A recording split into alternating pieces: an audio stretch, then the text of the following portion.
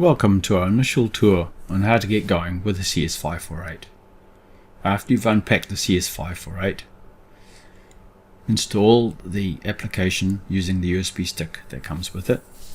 Don't have the CS548 plugged in at this time. Wait until the drivers have installed.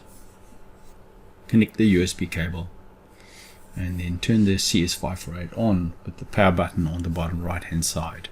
Start the application by running cleverscope 4 x64.exe, which should be in your start menu. This is what we should find. We've got 5 displays. They're the control panel, the scope display, the signal generator, the signal information, and notes. Let's start capturing a signal by clicking on the auto button. I connected the signal generator output to channel A, and that's what's being displayed. There's 4 channels available. The signal generator is controlled by the signal generator control panel. We can set the base frequency to anything we like in the range from 0 to 65 megahertz. I'll make it a kilohertz, and I'll make frequency range to 1 megahertz. We can sweep the frequency like this, and we can set the amplitude like this. Just for the moment, we will turn off the other channels on the scope display and just concentrate on channel A. And you do that by clicking the button next to the channel name. Now we just have channel A visible. This is a good way of decluttering the graph. A quick way of getting the channel to fit is to click the amplitude fit button. We can zoom in on the display by using the zoom in button on the time axis like this. The scroll wheel acts as a virtual knob, so we can see individual cycles.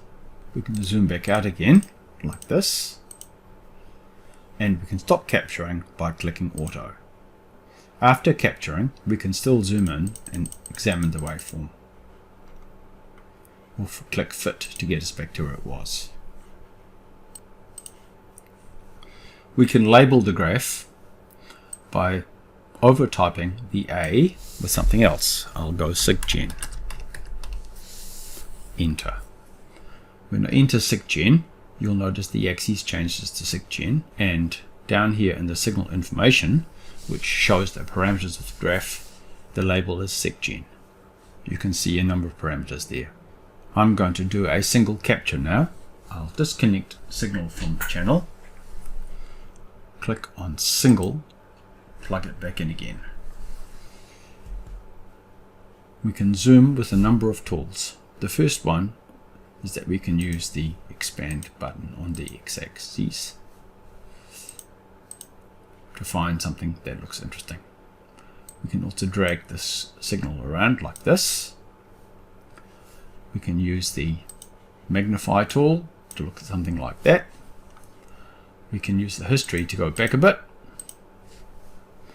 We can magnify in that direction as well, and that direction. In addition, we have some keyboard shortcuts. Let's display them. Help, about, cleverscope. The ones I'm interested in are control up down for zooming the Y scale on the tracer, and control left right zoom X scale on the tracer. The tracer is this black blob here. If I click and make a marker, number 1 in this case appears on the graph. Its location is shown up here in the graph information area. I can make a second marker by clicking 2, and therefore I can measure the voltage and time difference between the 2 markers and look at the inverse of the time, which is the frequency. Now, I mentioned that we have control left right, so I'm going to go control left, and I zoom out in time, and control down makes it smaller in amplitude. Now, the reason for the keyboard controls is it means that you can zoom and pan on a single location where the tracer is. So that location there, for example.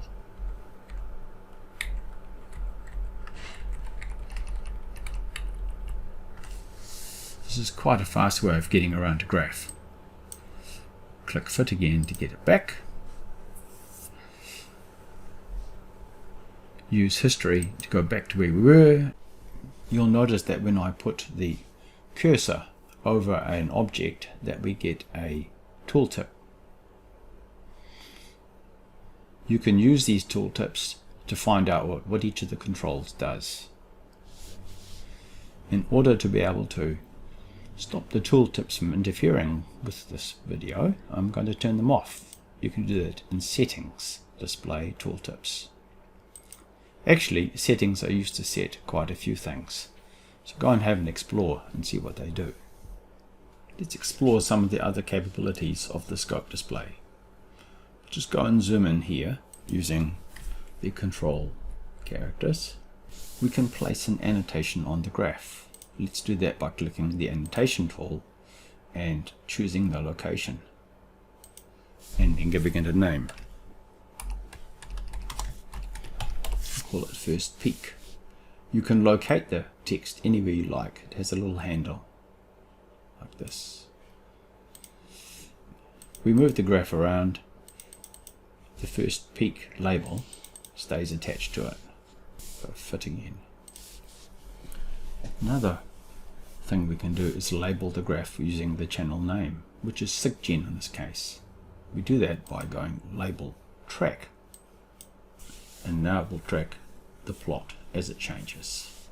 This is quite useful for documenting multiple plots at the same time. If we want to copy and paste, we can open Word and click on a display, go copy, and then go to Word and paste. This is very handy for documenting as you go.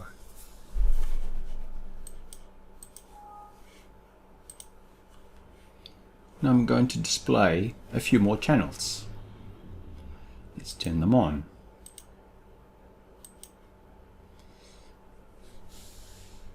If we hold the Shift key down and click Fit, they all get fitted to the display, no matter where they were. Now I'm going to connect some signals up and go Auto. And again, if we hold the Shift key down and go Fit, they all come back.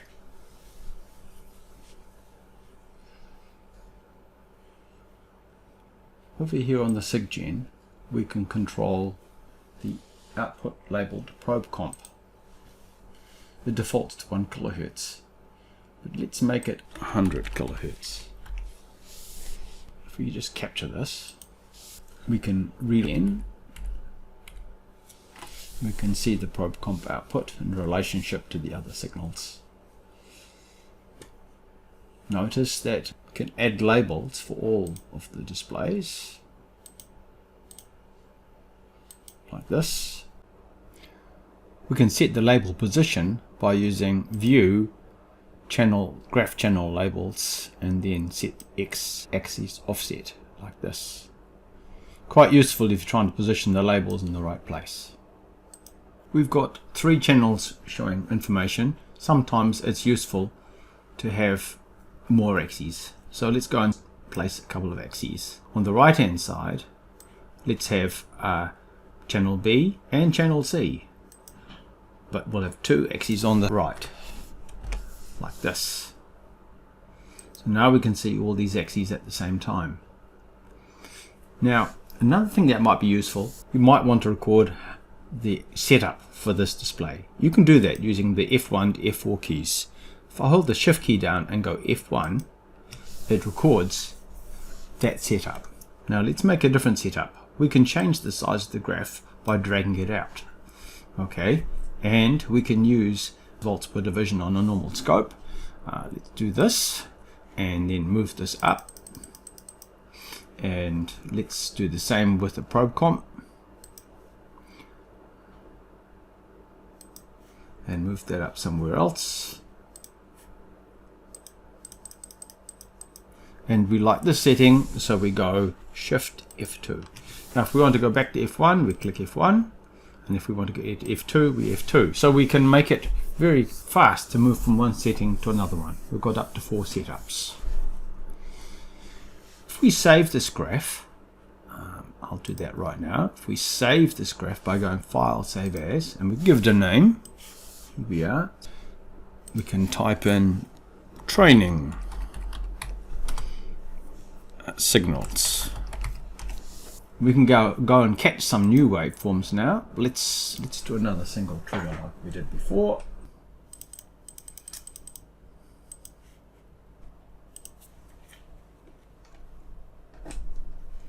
Now let's save this one.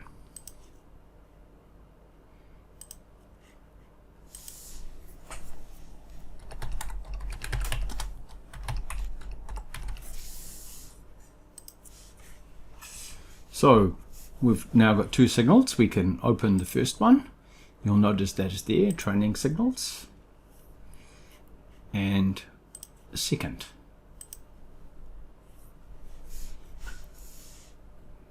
We might not really need notes right now, so I'll get rid of it. And I could make this the third setup. We'll make this wider again. And let's zoom in on this part here. I'll make that a third setup. So we've got this setup, that setup, and this setup. Very fast. And they're recorded when you save the file. Now let's talk about triggering. Let's capture stuff continuously. We'll remove channel B and D. We don't need them. We'll just use these 2 for the moment. The first one, channel A, is a signal generator. Let's just go a bit wider. We can see the trigger point at time 0.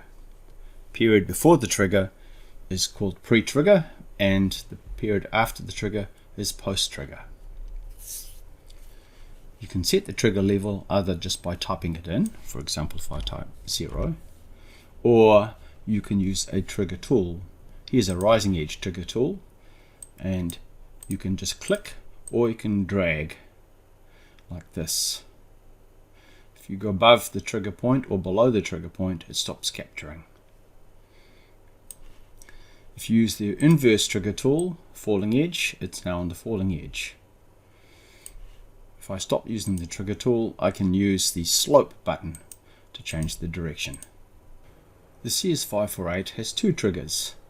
Let's try using them. Firstly, let's change the triggering on channel C. So we change the channel to channel C. Now we're triggering on probe comp. I'll make this about 1 volt. 2 volts will do. At the moment it's a negative trigger, so we'll change it to a positive edge trigger. Over here on the probe comp control, we can vary the pulse width. Currently it's 5 microseconds. You can change the value on the control by placing the cursor after the digit you want to change, and then you can use the scroll wheel to increase and decrease it. So you can see that I can change the probe comp pulse width this way.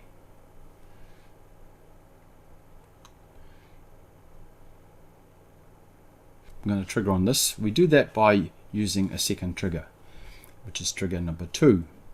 If you want some help on this, click on trigger 2 and then click the question mark, and it gives us trigger 2 setup. We can trigger on duration, on counting the triggers, and we can also trigger on a combination of duration and count. And we can order triggers, which is quite useful sometimes if you want to trigger on A or B. In addition to this, we can set what trigger 2 will be. It can either just be trigger 1 inverted, or we can make our own definition, which can be anything else. So for example, one signal could be chip select and the other trigger could be data. And we trigger when we get a chip select followed by 16 counts of data. But in our case, I'm going to trigger on trigger 1 inverted, which means that the trigger is now the falling edge on probe comp at the same level, which is 2 volts. Let's trigger on trigger 1 to trigger 2, duration being between between a range, min to max. At the moment we've got 10 microseconds, and we'll make the maximum 6 microseconds. Now at the moment it's not triggering because the pulse width is 1. So we'll increase this. Now it's triggering because we're over 3. We carry on. We have to have the signal on the screen, otherwise it can't see it. So there we are, we're triggering because it's less than 6. We've got one more. It's no longer triggering because now it is more than 6. Less than 6, more than 6. We can also use triggering to trigger on slope. Let's go back to channel A and have a 0 here. Set this to none. Let's trigger on slope. First of all, we place markers on the waveform so we can see the levels we're going to use. Let's have marker 1, I'll type 1 at that point, and marker 2 at this point. I'll stop it now. So marker 1 is minus 580 millivolts. Minus 580 millivolts. Marker 2 is 752 millivolts. That'll do. We get back our trigger 2 source, but we're going to change it to trigger 2 definition. Rising edge, channel A at 752 millivolts. Right. The period at the moment is 230 nanoseconds. So let's make a range, and we'll go from 100 nanoseconds to, let's say, 400 nanoseconds. In this way we're going to trigger on slope. This could be useful, for example, for checking that the slope of a gate drive is correct. It's triggering at the moment because we're in the triggering range. Now let's vary the frequency, which will vary the slope. I might need to make this a bit bigger. 5 megahertz. So I'll decrease. Now it doesn't trigger. The positions of the markers are changing, of course, because the frequency of the waveform is changing. If we were to go and work it out, let's see, from about there to about there, it's about 401 nanoseconds, which is bigger than the maximum. So if we go a higher frequency, it starts triggering until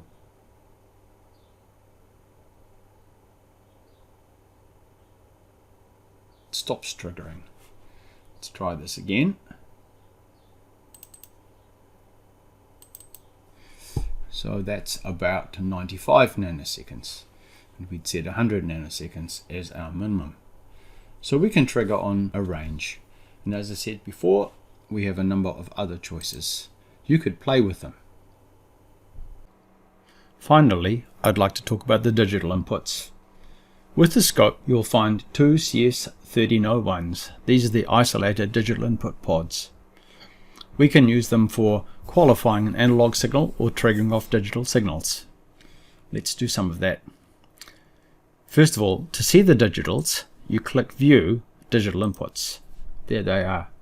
I've only plugged one pod in. They have 4 inputs each, and I've plugged it into pod 1, which gives us input 1 to 4. So I'll turn these off. So we just have the 4 of them. You can give them names using settings, digital names and colors, and write in your own names and change the colors. I've connected it up to a box, which means you can go from a 0 to a 1 by flipping a switch. The digital pattern can be used to trigger. So I'm going to use input 1 and go on a rising trigger. Change this to be digital trigger and set it to triggered and flip the switch. And you can see that we triggered on the rising edge of input 1. Secondly, we can have a pattern. So I could make a pattern which is, say, 1, 0, 1. And I'll go back to using the analog. And at the moment we have got input 1 as high. I'll make input 2 high, input 3 as low, and input 4 as high. So we've got our pattern 1 to 4. If I change back to digital trigger and flip, it works. If I change one of the other inputs to something different, I'll just show it to you. I've made input 2, instead of being a 1, it's now a 0. So I'll change this back to digital trigger and flip 1, nothing happens. It needs the pattern to work. So I'll make that 1 again, and now it works. You can use the digital pattern to qualify the analog signal as well. We'll change this to an X, meaning not needed, and we stay with the 101, and we say digital pattern required, and it's capturing. Now I change the digital pattern and it stops working. Change the digital pattern back to what it should be, and it works. You can see this as a single capture. I'll change it so the pattern is incorrect. Do a single capture. There we see the change from 0 to 1 in the digital pattern, and then the trigger will have happened. There's the trigger at -580. There's the change which allowed it to happen. So that's digital triggers and the end of this little tour. Thanks for watching.